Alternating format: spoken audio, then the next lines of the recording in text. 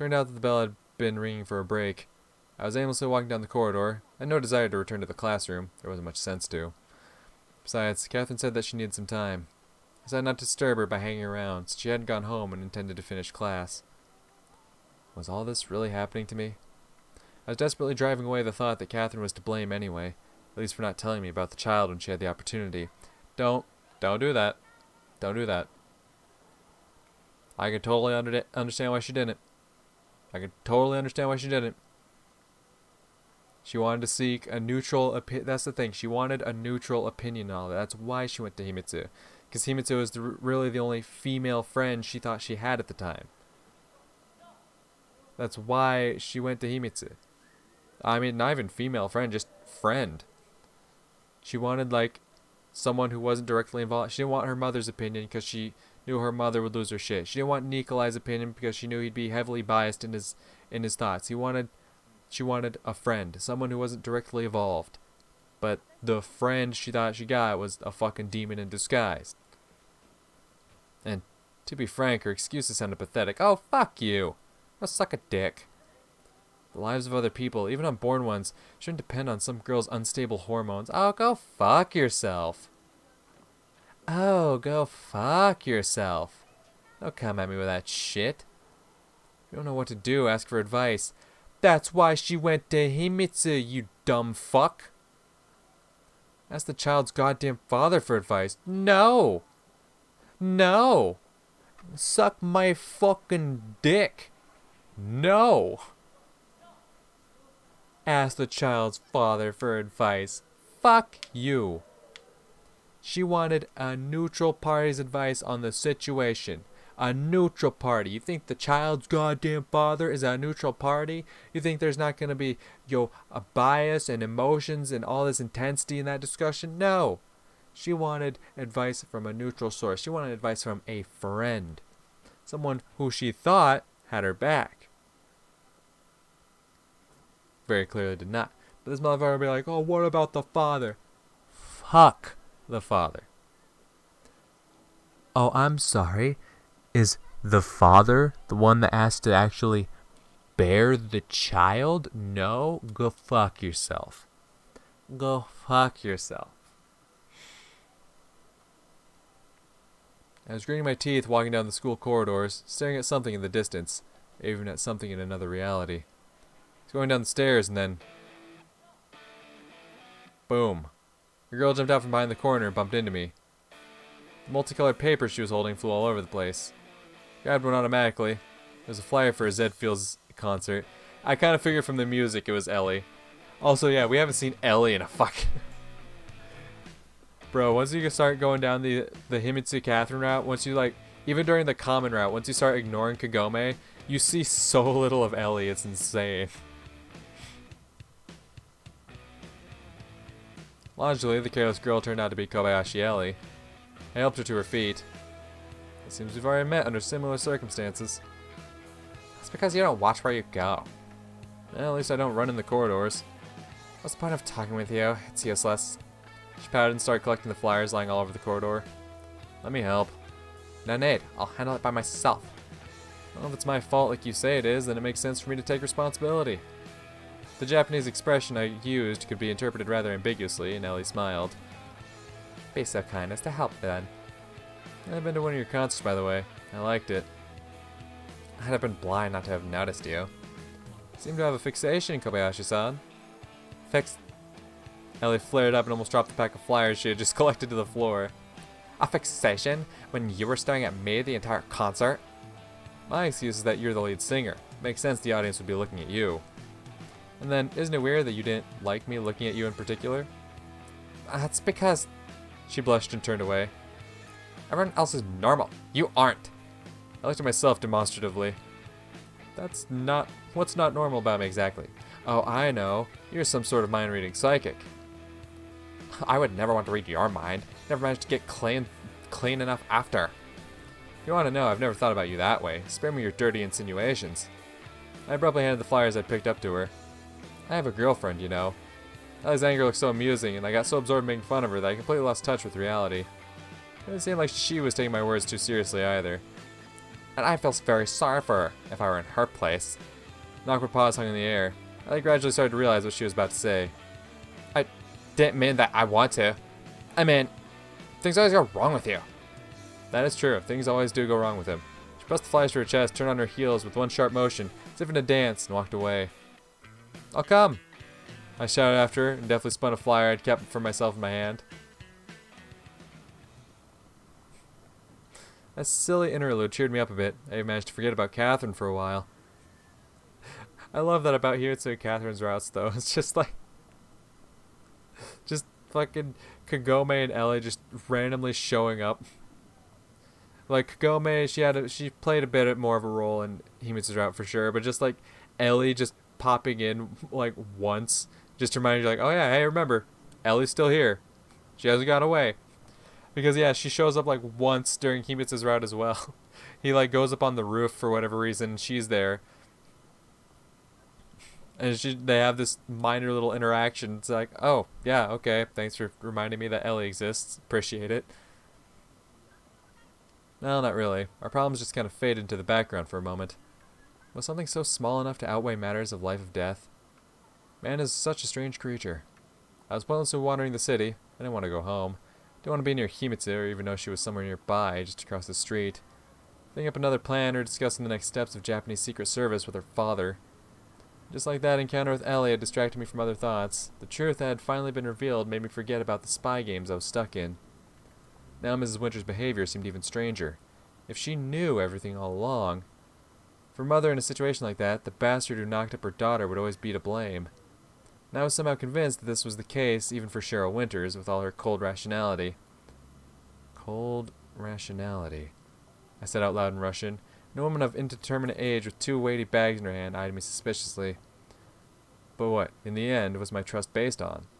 On love? On the belief that Catherine had never lied to me openly? I could hardly doubt the pregnancy. It would be an overly complicated, more importantly, absolutely unnecessary story to justify her unexpected...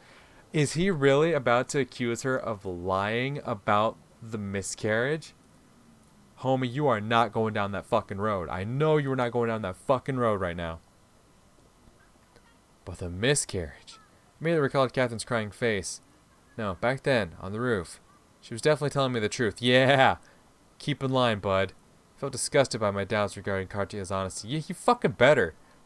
You fucking better, you jackass.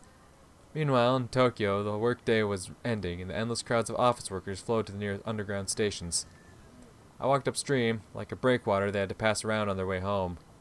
Nobody paid attention to me, just like no one pays attention to headwind as long as it's not strong enough to knock you over. It was surprisingly easy to maneuver among the waves of gray suits. I felt like a shark surrounded by small fish. Nobody was trying to bump into me. Moreover, everyone was trying their best to avoid any collision. Probably because that could lead to being a few seconds late for the train. It's much easier to just ignore an obstacle and let someone else handle it. Could I ignore what Catherine had done? Yes. Or at least ignore the fact that she didn't tell me anything back then? Yes.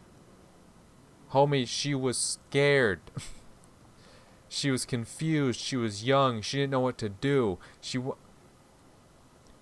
gonna just keep repeating myself. She wanted a neutral opinion, is exactly what I was about to follow up with. I've definitely voiced my thoughts on this. We'll keep going. Along with the change that I was taking out of my pocket to buy a bottle of water from a vending machine, a crumpled flyer for Ellie's concert fell to the ground. I picked it up from the asphalt, straightened the glossy paper, and took a closer look. It was a normal nightclub flyer. Ellie had definitely had at least a couple hundred of them. I wondered how much printing them cost, although money and Kobayashi were nearly synonyms. More importantly, popularity can't exactly be bought with money. That sincere reaction of the crowd I saw at their concert. The girl's doing her best too. She really is. This time nobody heard me, and I walked in the direction of the nightclub, carelessly twirling the flyer in my hands. Only an idiot like me would go to a rock concert while still dealing with Catherine and all the spy drama. My ruminations had brought me to a complete dead end. I needed a reboot. A light rain covered Tokyo, and by the time I found myself at the nightclub, I was all wet. There was an excited crowd of young people gathered in front of the entrance. Apparently the concert was yet to start. I shivered and walked to a vending machine to buy a warm drink when I suddenly felt someone staring at me. I turned around, but nobody seemed to raise any particular suspicion. Of course, someone could be spying on me. Moreover, someone most likely was. The KGB, the CIA, the Japanese. But the look I had felt, if I was right, was Something unexpected. Resentment, anger, hatred, cold fury. Seems he's spying on him. Wasn't something I'd expect from a professional spy. Turned back to the selection of drinks, but at almost the same moment someone called out to me. Kagome! Interesting. Hey! Kagome appeared behind my back. Had it been her luck? Probably. Came to see Zed Fields too? I said unsurely and immediately felt cornered. She took a step forward and ended up right in front of me. Seems you didn't understand me when I told you I expect information. When did y'all have this conversation? Did I miss something? I don't remember this conversation. Don't remember you hiring me as an informant. I snapped back, nowhere near as confidently as I wanted to. You've been following me? I was just checking if you were followed. If I was followed. Threw my hands up in the air. Just look at you. Since when did you become a spy? Since someone kidnapped my father, remember? Sorry, but I have nothing to do with your problems, and even if I wanted to... She interrupted me rudely. For a person who has nothing to do with them, you're suspiciously close to the people who clearly have something to do with them. And who would they be? That American girl, for one. Felt like electricity ran through my entire body. Don't you dare drag Catherine into all this. I saw you two on the roof today. Kagome smirked victoriously and crossed her arms across her chest. And you heard. No, I heard nothing. It's enough for me to know that her mother works for the CIA and is related to the project. Catherine has nothing to do with her mother's affairs. So you aren't even denying that you knew all along. I'm not about to give you any excuses. Kagome gritted her teeth and frowned. It's like you just stubbornly refuse to understand what's really going on. Oh, enlighten me then. If you don't care about your own life, at least think about others. Is that a threat? Take it as you wish. Iwamura, what do you want from me? I tried to calm down and looked her up and down. Obviously, the only threat she posed was her shitty personality. I know that you know something. What did they offer you so you wouldn't tell me anything? You're paranoid. Seriously, just listen to yourself. They killed my parents too. A whole palette of emotions passed over Kagome's face in a couple of seconds. Then I don't understand how you can talk with your enemy so casually. You mean Catherine? She's not my enemy. Besides, our relationship is none of your business. Your relationship? She scoffed and took a half step back. I see now. How didn't I figure it out right away? I'm happy you're happy. I'm not damn happy, she hissed, looking like she was about to pounce on me. I really don't understand what you want from me.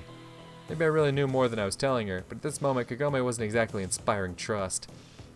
And why are you trying to get me alone so persistently? Go to Kobayashi Corporation yourself, I don't know. I already have.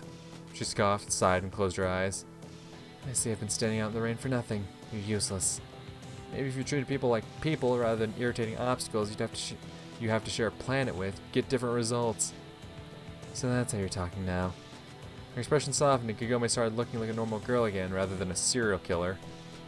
I hope you sort out your relationship before it's too late. Ooh. Ooh, don't say that. Don't say that. She said, made a vague gesture with her hand that could just as easily mean a farewell as a send-off to an unmounted erotic journey, and disappeared in the crowd.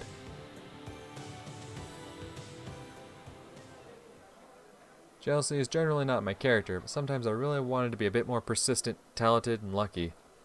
We're looking over the heads of hundreds of people who gathered here for the Zed Fields concert, while sitting with slumped shoulders at the bar.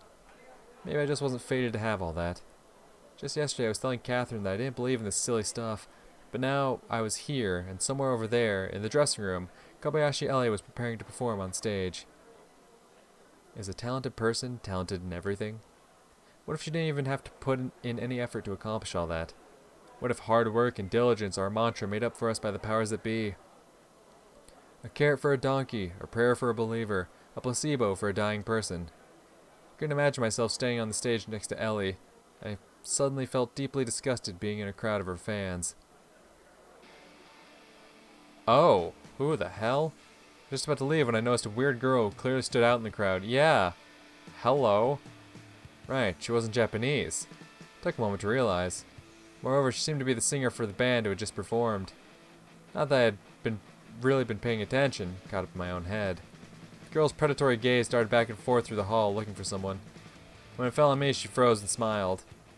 I even crouched to hide the short behind the short Japanese, but it didn't help. The girl darted in my direction, deftly elbowing aside anyone who would end up in her way. Just when Zed Fields walked onto the stage. Hello there. She reached me before I managed to escape. I wouldn't have managed as well as her anyway. It's easier to navigate a crowd when you're about the same height as it. Hi. I automatically responded in Japanese. I don't speak Japanese. The girl, meanwhile, was speaking English. Why? I smiled stupidly, at the same time examining her up close. Because I'm from America. She looked very vibrant, as the lead singer of a rock band should. Uh-huh, gotcha. I was sure she needed something from me, but at the same time wasn't ready to make any new acquaintances, much less acquaintances of this kind. And you? Me what? Where are you from? Oh, I'm from here. Here?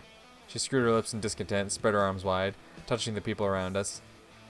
Well, I mean, yeah, no, I'm Russian. There's energy emanating from this girl, the same kind that Ellie was currently radiating from the stage. Except their colors were different. And I'm Sarah Miller. Nice to meet you, Russian. She confidently gave me her hand. No, I wanted to say my name is Nikolai. Nick. Okay, Nick.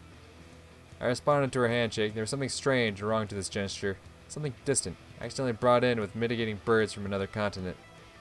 Do you like rock, Nick?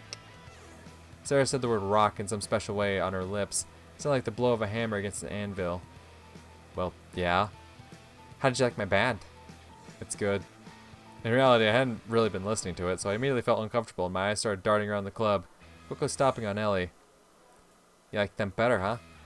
Sarah made a thoughtful expression focused on the music like an expert. I didn't really mean. I suddenly felt repulsed by my own indecisiveness. Yeah, she was an unusual girl, an American, the lead singer of a rock band. So what? At this moment I was seeing her for the first and last time. I just know the girl on stage. I nodded in the direction of Ellie. Is that so? She smiled slyly and squinted, as if preparing the best joke of the year. How well do you two know each other? Not very, we just go to the same school. If you want my opinion. Sarah suddenly grew serious. I don't want your opinion. She has potential, but she'll need to work a whole lot more. I didn't know how to respond to that. And you know what's the best training for rock? Quince? I let out a dumb giggle again. No, man. It's sex. It took me a bit to realize what she said. Sex? Is that something like tapping? I mean, yes, but also... You're not Japanese, and still you guys here are a bit... She was failing to find a word, and I doubted it was because she didn't want to offend me. Bit what?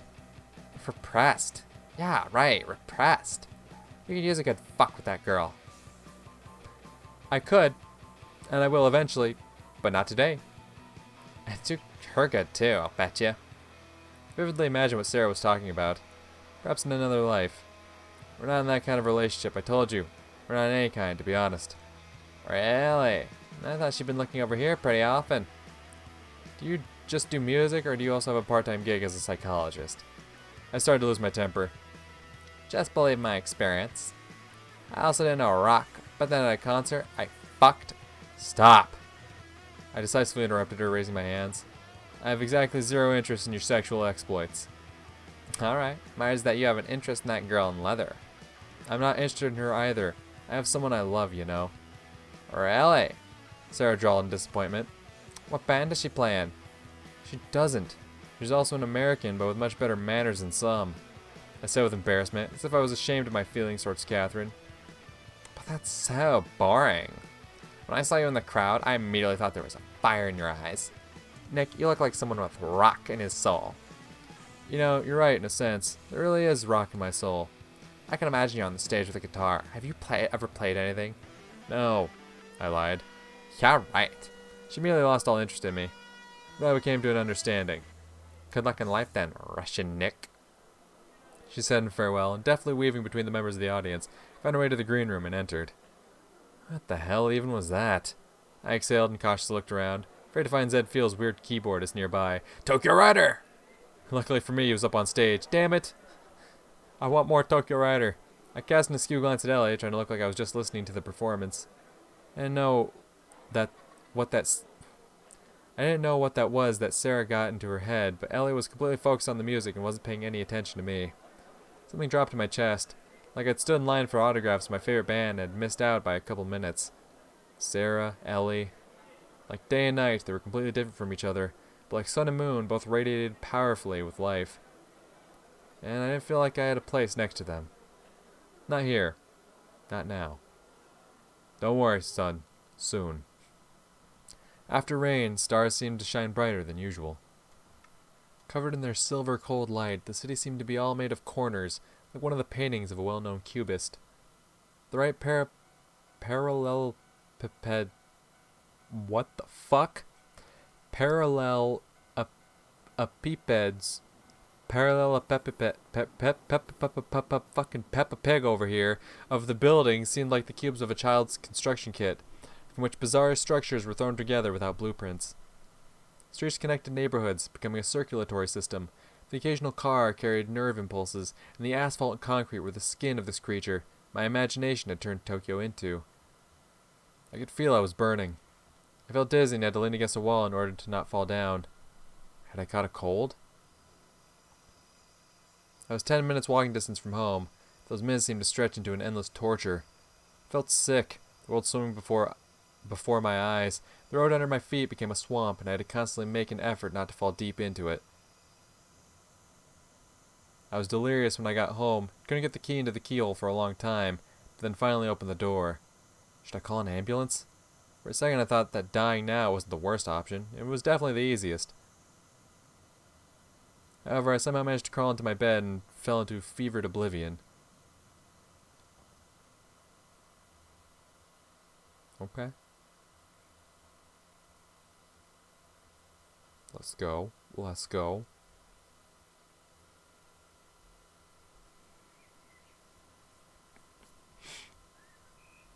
A bird was singing loudly in the yard, which was quite unusual for the season. I never thought about whether Japanese birds fly south for the winter, but it was clear that the crows and sparrows had nowhere to go. They were an integral part of the city, same as the skyscrapers, the trains, and the endless traffic. And then there were the pigeons. Flying rats. Gathering in flocks, spreading diseases, and shitting everywhere. And they're gray, too. I rolled over and looked at Catherine. She was sleeping serenely, her hair scattered all over the bed. If I were to compare her to a bird, she definitely wouldn't be a sparrow or a pigeon. An eagle, maybe? So is homie dreaming right now, or is he just like waking up? He's like, oh hey, there's Catherine. That's nice. Then he's like, wait a minute, Catherine. I wonder what she told her mother when she stayed overnight. I didn't really understand their relationship, but it was fairly obvious that Catherine had no close female friends in Japan. What other excuse could she possibly come up with? It's not like she could say she was spending the nights at Himitsu's, a pajama party. Imagine that, and the picture seemed so unrealistic that it evoked nothing but a smile. You'll burn right through me if you keep staring like that. Catherine opened her eyes. Were you playing dead? Yeah, like a possum. Yuck. Those are the little nasty hamster rats, right? Katya smiled. I'd sooner imagine you hunting them. Why would I? Because you're an eagle. What? Never mind. Like I was thinking, what do you tell your mom when you stay at my place? Okay, this is definitely a flashback then. Why? No reason, just curious. I just tell the truth.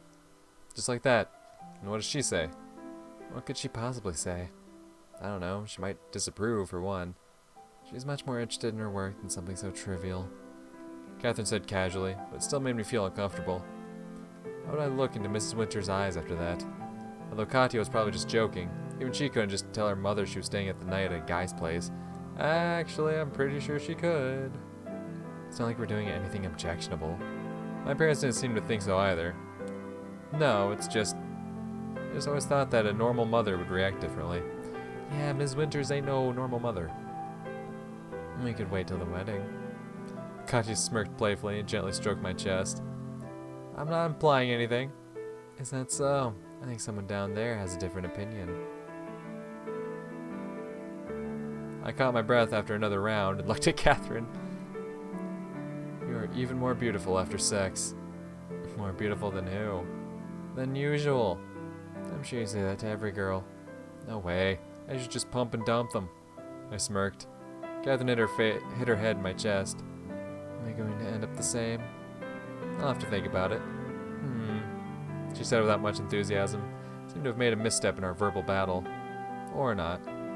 I hugged Katya tighter. I wish we could lie like this forever. But it's boring. You'd be the first to start complaining. But that would be later. I never really gave a certain strange detail much thought. Catherine, for how seemingly mature her personality was, I didn't think about the consequences of her actions. You could say she never made plans for the future, but in reality it was a bit more complicated. Katya seemed to be driven by impulses, spontaneous desires I didn't understand. They were almost impossible to notice from the outside. Unlike when she was so close in my arms. You need to go to school today, remember? Since when did you start caring about things like that? Well, I don't, really. Why don't I even have my own pillow in this house? Catherine moved away from me. Now that is an important question. Of course it is. If my neck starts to hurt, you'll have to face the consequences. Then why have we never stayed at your place? Has your mom never worked at night? Mom, Catherine said as if she remembered something long forgotten. I have a squeaky bed. That is an argument. And it's a long way from school. Sounds like you're going to move in here. That's actually a great idea. Just gotta tell Mom about it. We laughed. You know, Kyosuke said he wanted to hang out on the weekend. Well, good luck, she replied, not even trying to conceal her resentment. With both of us, I mean. Won't I be in your way? Even though Catherine had opened up to me, she still behaved fairly arrogantly towards other people. Kyosuke isn't a bad guy. I never said he is. But you implied it. That's just your imagination. So you don't want to go? We'll see. Time to get up. You just told me... Catherine tried to get up from the bed, but I quickly grabbed her and dragged her back. Hey. We have more than enough time for another round. No way. She tried to break free and delivered a few stinging hits with her fists. What are you hitting me for? Because you can only think about sex. Okay, okay. I released her and Katya immediately flopped down next to me. Not that I mind, she whispered. But we really need to go. What classes do we have today? Japanese, math. Math? Shit. Have you done your homework? I had no time, dear. I was busy here with you. Catherine complained jokingly. Well, damn. What now? I don't think I'll be asked to the blackboard, but you? This sensei really likes flunkers. I wish I was just a little lucky sometimes. Fortune favors the bold. In Russian we say fortune favors fools. Yeah, it's weird you have such bad luck all the time. You know what? I jumped on Katya and started to tickle her. There was still an hour before class. We had enough time for breakfast. The day started well, and even unfinished homework can make it worse. There was a whole life ahead.